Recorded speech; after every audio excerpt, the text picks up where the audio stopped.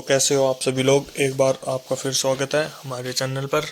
आप लोगों ने बात देखा होगा कि मोदी जी के हाथ में कुछ हथियार हैं, तो आपको बता दें कि वो क्या है। वैसे इंट्रो देख लिया होगा कि क्या बताने वाले हम।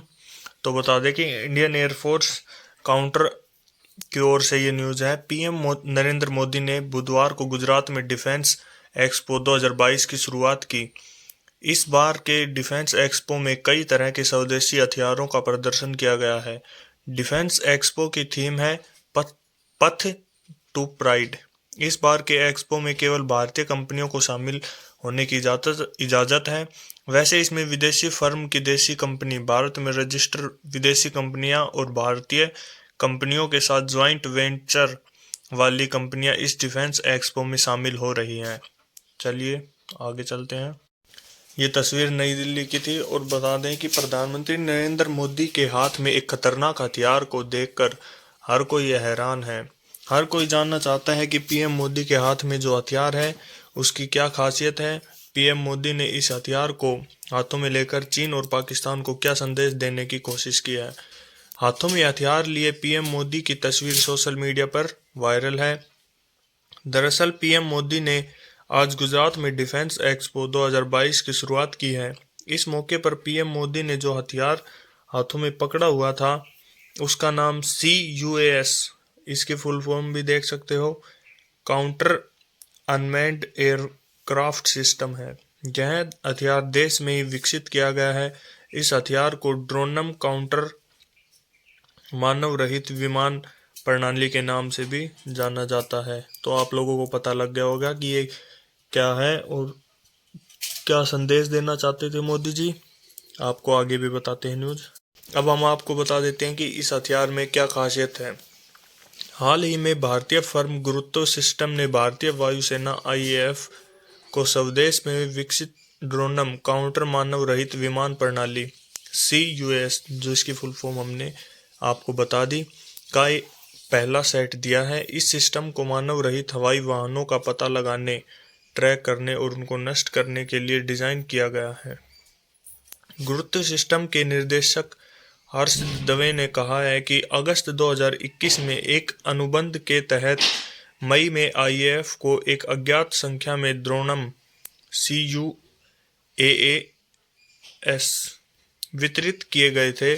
गुरुत्व सिस्टम को पिछले साल अगस्त में और 8 की अवधि के भीतर सिस्टम का ऑर्डर मिला था। गुरुत्व सिस्टम अगले 4 से 5 महीनों में ऑर्डर के शेष हिस्से को पूरा करेगा।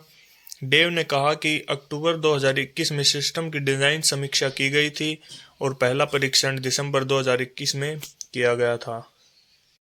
प्रधानमंत्री नरेंद्र मोदी ने बुधवार को कहा कि भारतीय रक्षा बलों का देश में बने अधिकतर उपकरणों को खरीदने का निर्णय आत्मनिर्भर भारत की क्षमता को दर्शाता है। उन्होंने कहा कि विश्व स्तर पर रक्षा क्षेत्र में कुछ निर्माण कंपनियों के एकाधिकार के बावजूद भारत ने अपना स्थान बनाया है। उन्होंने डिफेंस एक्सपो 2022 का उद्घाटन करने के बाद कहा कि यह भारत में निर्मित रक्षा सामग्री पर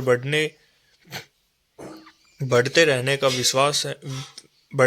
का प्रतीक है, जिसका उद्देश्य देश की रक्षा निर्माण क्षमताओं का प्रदर्शन करना है। उन्होंने कहा कि भारत से रक्षा निर्यात 2021-22 में लगभग 13,000 करोड़ रुपए तक पहुंच गया और आने वाले समय में हमने इसे 40,000 करोड़ रुपए तक पहुंचने का लक्ष्य रखा है।